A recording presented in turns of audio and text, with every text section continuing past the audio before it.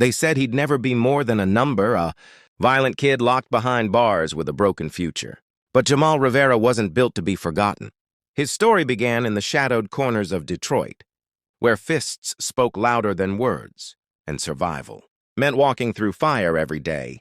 At 19, a bar fight gone wrong ended with a man in a coma and Jamal behind steel doors, sentenced to 8 years in one of the roughest prisons in the Midwest. In that prison yard, the real war began.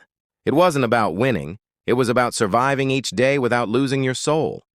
Fights broke out like clockwork, and Jamal became a quiet legend in the underground. Brawls where rules didn't exist. That's where Malik found him, an ex-pro fighter. Turned inmate who saw more than rage in Jamal's punches. He saw potential, discipline, a future. The two trained in secret, building a foundation of skill beneath the chaos. Until one day Malik didn't show up. A shiv in the shower ended the only friendship Jamal ever trusted.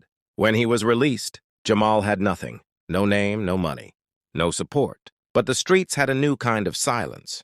And Jamal moved through it with purpose.